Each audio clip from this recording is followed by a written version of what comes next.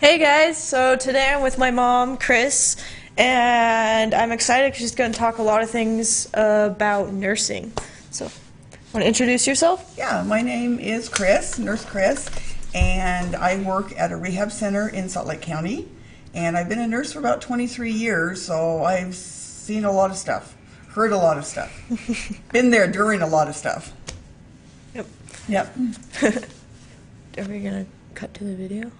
Okay. All right.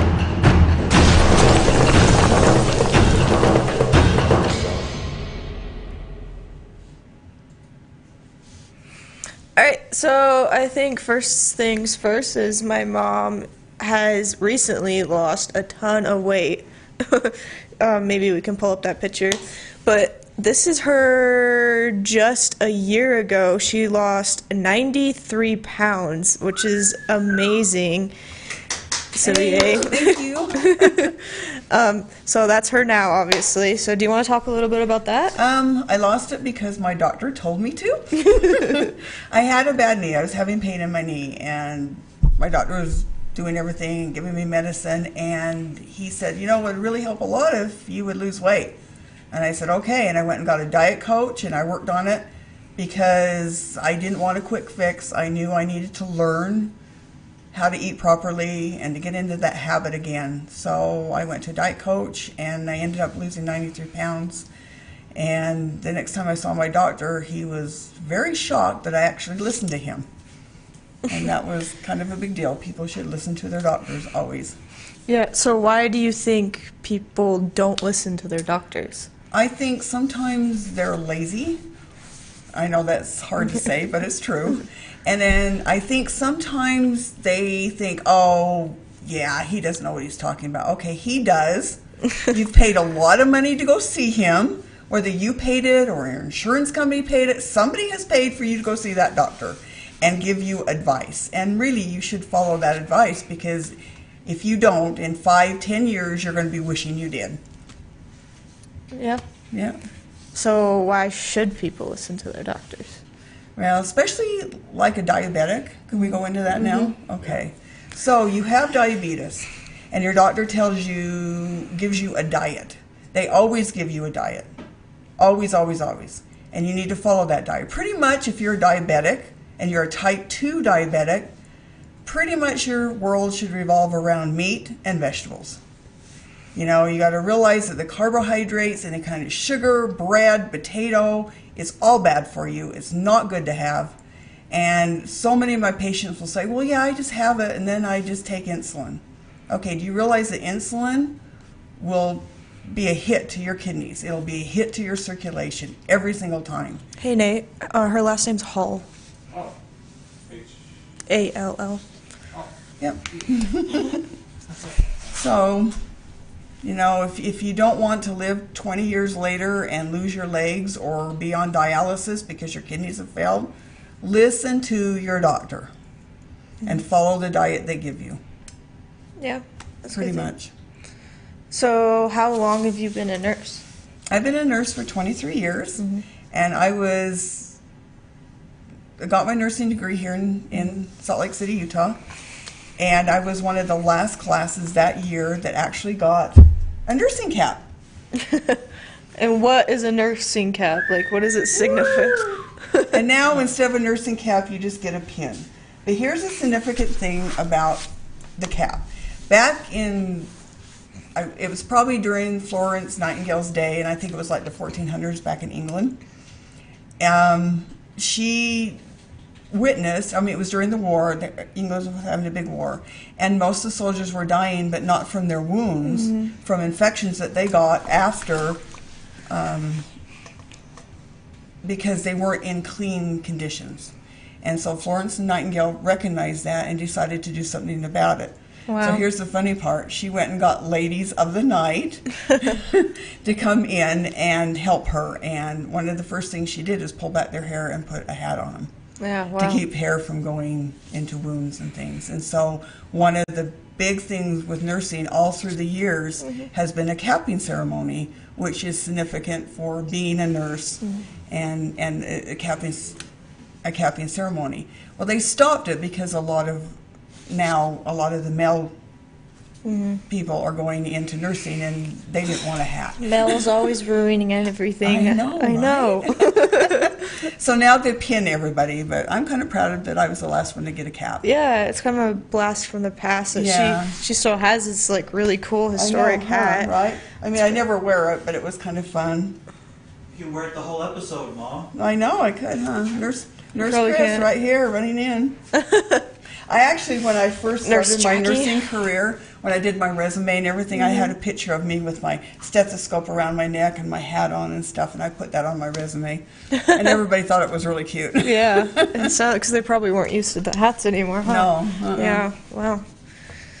And so I know. So my mom is the family nurse, as I like to say, because any family member that has any trouble or a sniffle always calls her for every little thing because she's the nurse. Yeah. And sometimes they don't necessarily listen to her, or they complain about things she's been saying for months to do, and then they're like, "Oh, I did it. It was amazing." And she's like, "Yeah, because I told you to do it." I told you that 5 years ago, and you're just now doing it? I know. So she always keeps us happy. What are some things that we can keep our nurses happy? Oh, you always want to keep your nurse happy. You know why?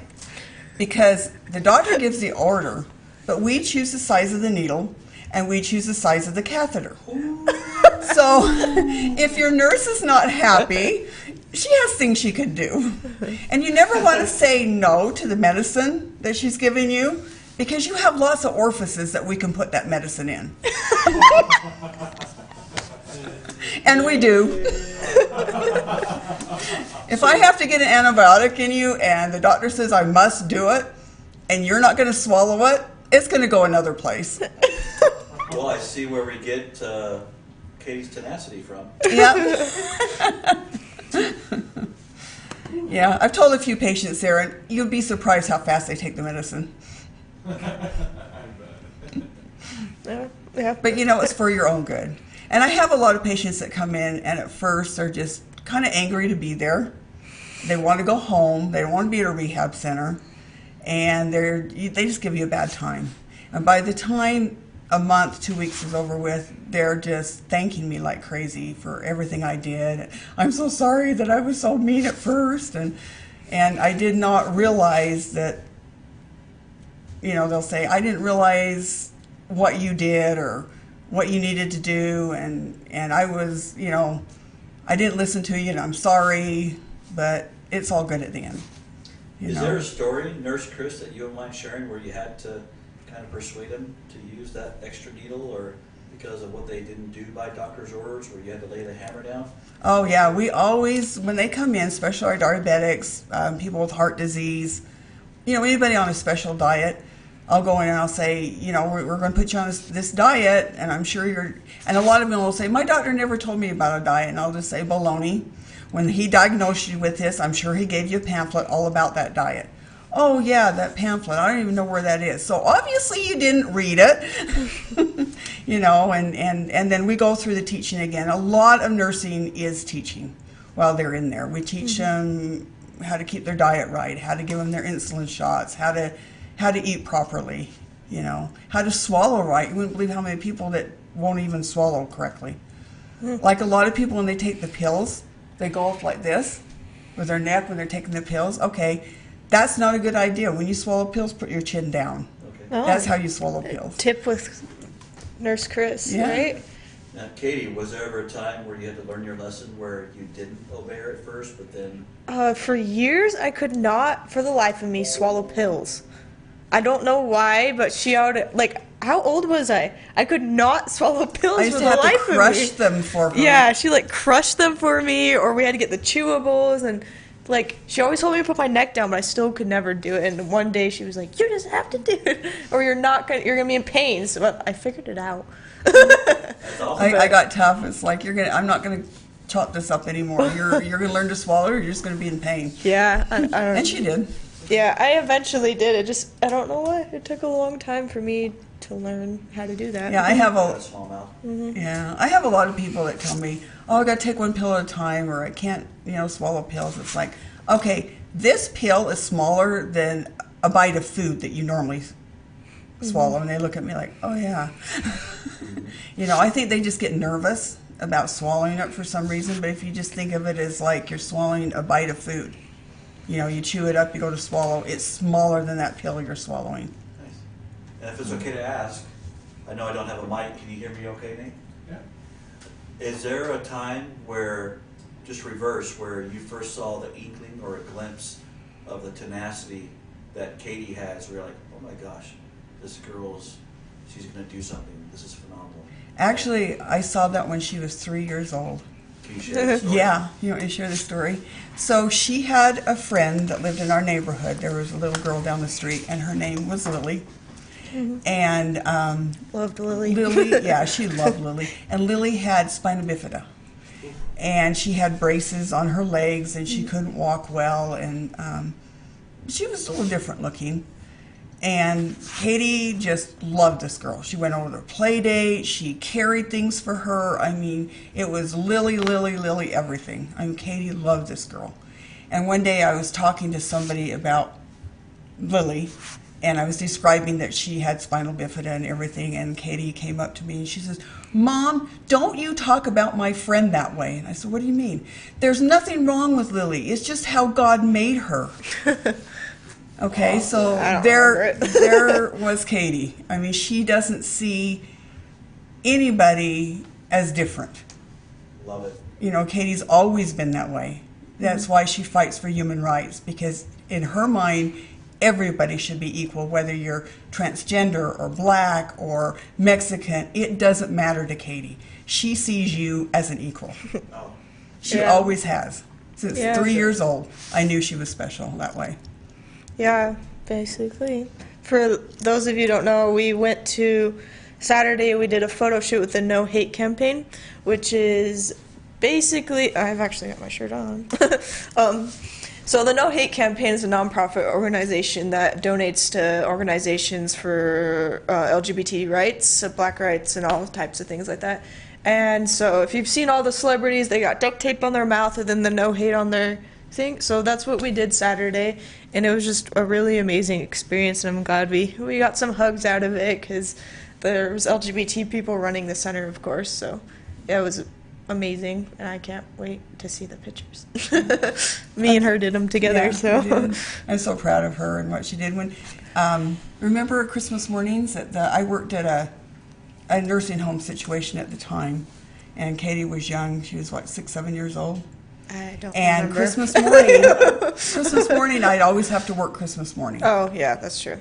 And Katie would always come with me, and it was just her funnest time. She would put on a Santa Claus hat, and she would take all the patients down to breakfast while she was singing Christmas carols. Oh yeah, I do remember that. And they adored it. I mean, you know, they loved Katie right from the beginning, because she, like I said, she never saw anybody as different. Everybody was the same. wow. She loved everybody equally. Yeah, so I'm looking forward to showing that when my picture's coming up on as my profile picture. Yeah. Yeah. And I just heard her amazing voice before, but how did she pick the violin, or what was the story of Well, how she swayed it that way? she wanted to do Taekwondo. And of course, being my little girl, I wanted her to do, you know, ballet. And Katie's like, no, I'm not doing ballet. I'm not doing dance, whatever. And she did gymnastics for a while. And we were passing by a Taekwondo center, and she's like, that's what I want to do, Mom. I'm like, okay. So we went and did Taekwondo, and then I told her, because Taekwondo was a right brain thing, that she needed to do something in left brain so that she's balanced. And I said, I want you to play an instrument. And she said, why do I have to learn that? And it's like, just to keep yourself balanced. I said, I don't care what you choose. You can choose anything you want. Well, she chose the violin, and I'm like, ugh. I had to choose the squeakiest thing there was. But she loved it for the longest time, and then she kind of went away from it and didn't like it too much. And in her junior high years, which are always tough years for everybody, Yeah. and she had a teacher that was amazing and Oh, yeah. helped her through it. And then she heard Lindsay Sterling, and Yeah. and then she realized that violin didn't have to just be this classical music that put everybody to sleep. She saw for the first time that Lindsay was dancing and doing rock, and it was like, wow, And then the bug hit her big time then. And she's gone from Now I'm there. obsessed with it, and I'm doing my own thing. Yep. Anything you'd like to add to that Lindsey Sterling story? Because that's pretty epic. Actually, maybe that's a story for another. Basically, in 8th grade, I decided I did not want to do violin anymore. And I was done, and it was stupid, and I just didn't like it because it wasn't because it's classical music, and that just wasn't me. And so I was like, oh, this is hard. But he's my favorite. I owe everything to this man. He begged me for probably 2 months because I was like, done. And he's like, please, just take orchestra one more year. I'm going to show you that violin's amazing. I was like, no. But a couple months later, he finally convinced me. I was like, okay, whatever. Because he told me, if you really don't like it, you can sit in the back of the class and just do whatever you need to do whatever. And so I said, fine. And the next year I came back, and I did sit in the back of the class and didn't want to play because I was like, I'm still done with violin. But he slowly but surely introduced me to music I would like on the violin, had me play Fiddler on the Roof and musicals. If you don't know me, I'm obsessed with musicals. West Side Story That's and 'cause Mary I am, Poppins and all these things. And then he showed me how to play Radioactive on the violin. He also showed me how to play some other Imagine Dragons. I don't know what it was. Demons, I think. And so he showed me that violin isn't just classical music. You can play rock with violin. You can be like Lindsey Sterling. You can do dubstep. You can do whatever you want with the violin. He just basically slowly but surely showed me the love for music. And so I became obsessed with it, and basically he's the entire reason I'm here today. And I love it. Yeah. It's heartfelt, and yeah, every time I see him I give him a hug. And Lindsey Sterling, we were at her concerts when she had very few people there. Oh yeah, she We were was there. like maybe 5,000 subscribers on YouTube when we first started. Yeah. She So had just Lindsay, released you Moon are Trance. Katie's one of your biggest fans. Yeah, she just released the music video for Moon Trance, which was like very beginning for her. So yeah, I've been with her, listening to her for a very long time. Every single concert she comes to Utah. Yeah, and she always goes and meets her. Only twice. Only twice. And we met her when she did at Desert Book too. Oh yeah. Yeah. Yeah. She's one. So here's an interesting fact about Lindsey Sterling. I'm sure Nate's met Lindsey multiple times, but she is literally the tiniest person ever.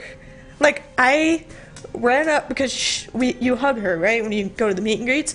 I hugged her and I swore my arms went around her like twice. Like, she is so tiny, and it's just awesome. She's tiny, but she's got a big message. Oh yeah, she's got a big heart for that tiny body. Yeah. So anyway. Thanks for answering those questions. Did I take you off track on what the program is, or what's the No, next that's step? okay. I don't think. Yeah, you're also my mom, not just a nurse. So, mother know, nurse. huh? In fact, Mom, why don't we talk about an embarrassing story? No, Katie, embarrassing story. Embarrassing story. I don't know. I'm not if you- embarrassing. If you have, do you have any embarrassing That's true. That's why stories? we have to dig to find one. I know, huh? She's I don't not. know. I don't know if you have any embarrassing stories. I blocked them out of my head, so I don't remember Run the if left they were. coach. I'll bring it out live right now for you two. Yeah. You can talk about how I used to be like the shyest person in the world. She, That's she- hard yeah, to believe. You were really shy. I still kind of am. If I first You're meet not as people. shy as your brother and sister, though. What was the most uncomfortable thing you've done since you were shy? Did you have to stand in front of thousands of people, or Probably I've in government. slowly, yeah. So I'm a Salt Lake youth mayor, Salt Lake County youth mayor, and so sometimes when I go up to like these big officials, like I met Bernie Sanders, Mike Lee, and John Curtis, and all of them, I get a little nervous about doing that because I'm like, these are really big official guy, but if you just sit there and listen to them for a while, they're just like you and me. And they're like, yeah. Yeah, the first time she was at the Capitol, she comes home and I'm like, oh, were you just nervous and yeah, it's kind of everything? embarrassing. Yeah. And she looked at me and she says, Mom, they put their pants on one leg at a time, the same as us. So I thought I that know, was a good and I even answer. went into the bathroom. I was like, important people pee here. I was like, Yeah, she told me that. they yeah, actually pee? knows? crazy, right? They're not. Never mind. Yeah, yeah. So when you go to the bathroom, I all the time I see people just walk out without washing their hands, And it makes Yes. me really, if you know me and my mom, I am a very big germaphobe, and I carry little hand sanitizers with me wherever I go. I'm sure my counsel knows this, because when I was in DC, DC is disgusting, and I was putting hand sanitizer on all the time. And she's actually made my baby cousin this way. She's 2 now. Every time she gets a little marker on her hand, she goes, ah, ah, ah, and she has to go wash her hands right then. And so she kind of drills the importance of washing your hands, because you get the flu this way. People don't realize that. Yes. Yeah. It's flu season, people. Wash your stinking hands. People, You sneeze. Don't sneeze into your hand. Sneeze into your arm. Because your hands go on doorknobs and everything. And wash them, wash them, wash them. You can use hand sanitizers like 3 times, but hand sanitizer isn't going to get the dirt off your hands. So you need to go wash your stinking hands all the time. yeah, and my college classes right now are all molecular and microbiology, and so I'm working with bacteria and everything. And random fact, we are more made up of bacteria than we are our own cells. Did you know that? And so I'm constantly working with bacteria, and I'm like, this stuff is everywhere, because we did just go swab somewhere randomly, and then we get to grow the bacteria from there, and I was really disgusted. So wash your hands. Yeah. And people will say, well, do I use like soap that's got the special No, just soap. Just use the soap. That's all you need. Just soap and water. And wash those hands all the time. And if you're sick, please stay home. Don't give everybody else your germs. Most of the time, how people get your germs is you sneeze, the droplets are in the air, it goes into somebody's eye, the eye is nice and warm and just loves that bug, and so then they have it. Or your doorknobs is a big thing. You know, you go into a door, in fact, Katie goes to the bathroom, she's finding some way to open that doorknob. Because I don't want to touch the I'm so doorknob. I was so proud of her. She will not touch that doorknob after she washes her I hands. like the doors that you can just like kick them, and they pop. Yeah. Like, it's nice. Yeah. The push doors. So, wash with Gish on the next episode. There you go. Yeah, sing that. That's how I learned to wash my. Sing the happy birthday song. Happy It's birthday enough song time. twice while you're washing your hands, and go in your fingers and Out the finger. out and around. Yeah, and she in used your to teach fingers me and in your nails all the time. Well, I don't know that Circle. song. Can you show us the song? Well, it's just happy birthday to you. Happy birthday to you. Happy birthday, dear Katie. Happy birthday to you. And then Yeah. do it again, and then you're done. Then you're done. And their germs are dead. At least 20 seconds. Yeah. She told me twice, because I'd be like, happy birthday to you. And I told her she had to do it twice. Yeah. So, yeah, but I learned it's supposed to be 20 to 30 seconds of hot water and soap. Yeah, as Is warm as you can What stand gets it. it. Yeah. Yeah. Yeah. And then lotion afterwards, because your hands get cracks and stuff, and then it's probably you get why my more hands are germs so in dry. there. So always make sure to use the lotion afterwards. And nurses always have cracked hands because we wash like a lot all day long. You know, you put the gloves on, you do your thing, you take the gloves off, you wash your hands. Yeah. So, if you guys didn't realize, we're in Germany now. yes, So- this is my favorite spot. My mother was, your grandmother was Mm-hmm. full German, and she was from Nuremberg. Oh yeah, we've got some very interesting stories about Germany. Do you want to talk a little bit about the brothers that had to go into war? Oh, yeah. So I'm telling you guys, this can be a movie. Yeah. My grandmother, during World War I, it was 1916, 1915, 16, right in there. And the World War II, a lot of the soldiers were coming around, and they were having their way with a lot of the young girls, and she was 16 years old. So they got her out of Germany. The LDS missionaries took her over on a boat, and it was a cattle boat. It was the only thing they could get her on. And it was down low, and she was so sick. She was just sick the whole time. And the missionaries would come down every day and knock on the door and say, why don't you come up, you know, and sit on a chair on the deck, and I think you'd feel better. Oh, no, I'm too sick. I can't go. And so it was about a week later, which back then it took you a long time to take a boat from Germany. She finally decided she was going to do what this nice missionary told her to do, and she went up on the deck, and voila, she felt great with the fresh air, and she felt a lot better. And they docked in New York, and then she got on the train and came to Salt Lake because her one brother, Uncle Louis, was here in Salt Lake, and so she came to find her brother. Well, then the war broke out, and her rest of her family got stuck in Germany, and there was another brother. His name was Conrad, and he stayed in Germany. And my Uncle Louis went into war on the American side, of course. And Uncle Louis and Conrad were brothers. And so. they were brothers, and they came across each other on the battlefield, and they had to just turn and walk away. And if the German soldiers or the German commander had seen him do that, he would have been killed. But they just turned and walked away, couldn't say a word to each other, just walked away. Because if one was fighting for America and one had to fight for Germany, you know, they saw each other on the battlefield, put their guns down, and walked away. Yeah. It was just crazy. Yeah. See your brother on the battlefield, I don't even know what I would do. And the missionary that brought my grandmother over and that helped her, he was from Rexburg, Idaho. And when he got back off his mission, he went and got released from his mission, came down to Salt Lake and found her, and that was my grandfather. Aww. So quite the love story. Yeah. But he couldn't really do much because he was on his mission. So once he got off his mission, he came and found her, and he was a good guy. Yeah. He was actually one of, I guess back then it was a general authority. He was president of the 7 presidents of the 70s. That's a mouthful, isn't it? Sevi. Yeah. Yeah. But So he died. I never met him. He died when my mother was only 16 years old. yeah, so we can have time for one more story and then wrap it up here. But do you want to tell the story about your mother and Juilliard? Oh yeah, my mother had a beautiful voice. Another movie moment. She was she was a soprano, high soprano, and sang all the time, and got a scholarship to Juilliard for her voice.